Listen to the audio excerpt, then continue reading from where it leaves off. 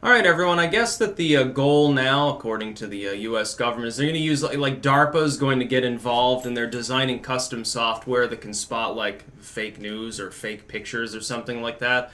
And the idea is to fight disinformation. On the surface, fighting disinfo by state actors is actually not a bad thing, and I have no problem with it. The problem is this: every time the government says that it's going to do something like this, sounds good on its surface. Well, we're gonna make legitimately fake propagandistic material disappear because we're going to use computer programs in order to identify and fight it as it sort of gets into the internet before it can take hold in the public consciousness. That's good on its surface. But the road to hell is paved with really great intentions and is usually wrapped up in a nice family-friendly colored bow. It's just like the Patriot Act. It's just like, well, we're going to stop hate online. Well, no, what you're doing is censoring people. We're going to keep the kids safe by fighting them over here so we don't have to fight them over here. Well, really, what you're doing is a mission creep system in order to secure oil fields and opium poppies. The government is good at using, ironically, propagandistic labels to cover up the fact that it's basically saying what we're going to do is censor and utilize propaganda, and initially it'll be focused on foreign state actors, then it'll be foreign non-state actors. You watch what'll happen when it gets further implemented, and then it'll be domestic actors, bad faith actors, and then it'll be anyone that they fucking want to aim it towards. This is the problem. Government cannot be trusted with that sort of power. The irony is that if you really think about it, of course, governments with too much power are creating that state propaganda in the first place that requires a response. My feeling has always been, generally speaking, it's best to have everything as decentralized as possible. Now, of course, the internet's multinational. It links people from multiple nations. It would have been nice if Obama hadn't given away ICANN, and it would be nice if the internet was still squarely a U.S. asset so that we could do things more effectively. I'm not even sure how you intend to implement this. I mean, certainly, like Russia doesn't give a fuck about our regulations with regards to fake news. Do I trust the government to determine what is or is not disinformation? No, not always. When I look up Operation Northwoods and things like that, I think there's a spotty track record. Do I trust it more than the Russian government? Yeah, maybe a little bit, but not that much more. So, yeah, no thanks. I don't trust anyone to implement such things. The big tech firms, well, they're for-profit, multi-billion-dollar entities with no specific national loyalty. No, I don't trust them to censor material. And they've proven that they can't be trusted with censorship abilities. So that goes out the window. Our nation's government, maybe if it was extremely constrained. Look, if this and similar programs were explicitly, if they were more transparent and far more constrained to the Constitution, to the concept that at the very least with regards to U.S. citizens, there could be no meddling and fucking around with their ability to communicate, then I could support such a thing.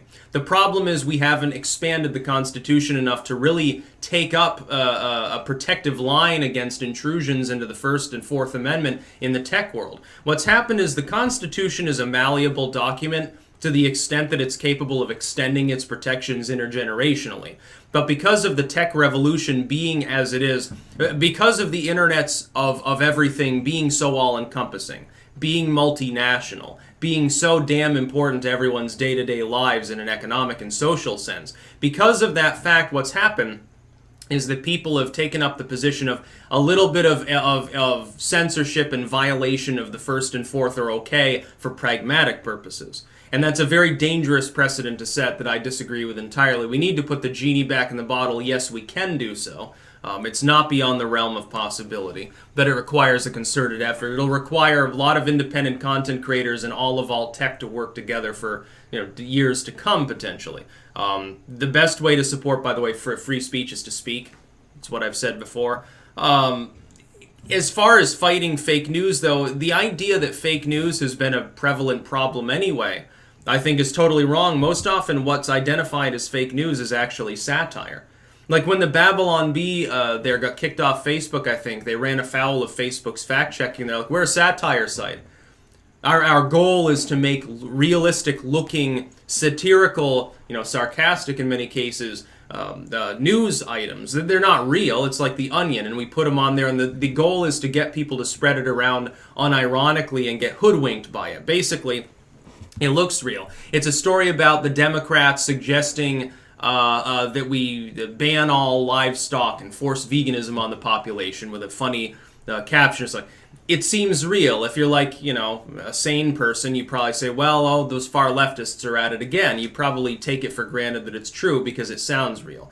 Or, the Republican Party suggests adding pieces of the Bible to the Constitution. It suggests that Jesus should have a cabinet position. And people would say that it's funny, it's tongue-in-cheek, it's a sarcastic reference.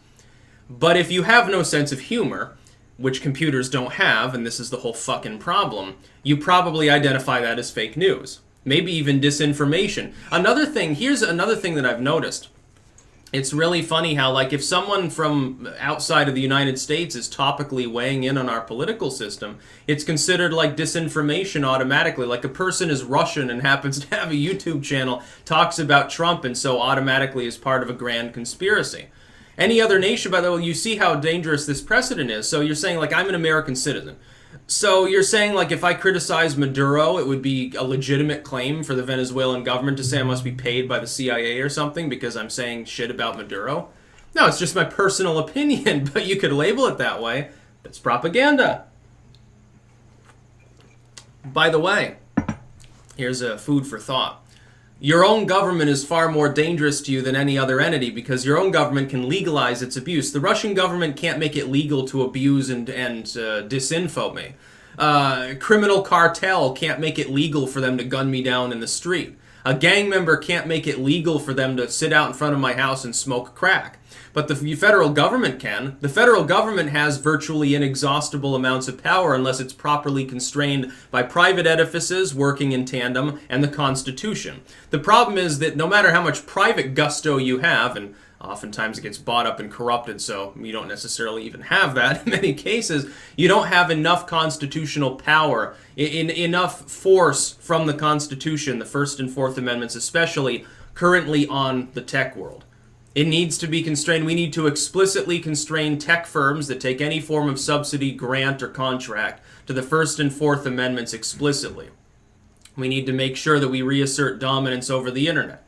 If you want to fight disinfo, by the way, if you want to fight propaganda, fake news, send the Marines to CNN. Why don't you go after that propaganda? It's on the internet. These sites have, their web presences. They say stuff that's obviously not true. Like when CNN claimed it was illegal for U.S. citizens to read WikiLeaks releases. That is officially false. It is objectively fake news. So why weren't the Marines sent in to occupy CNN headquarters and re-educate them into reality? What about all these bullshit multinational, like the BBC? The BBC spews bullshit all the time. Look at the UK's lack of a free press and ask if they should even be allowed on the Americans' visible internet according to DARPA standards. Oh my, well, it's foreign. It's from the UK, so it's a foreign source. It's government co-opted in the literal sense, so it's a state actor, technically speaking, or an extension of one, and it says fake shit.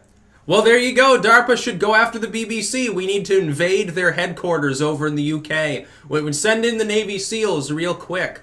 It wouldn't be much of a fight since the whole of the UK is completely fucking disarmed.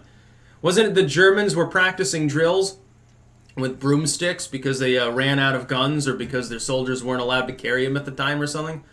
Yeah, and I don't think that was even a joke. What were the circumstances of that, by the way? What the fuck is going on with some of these people?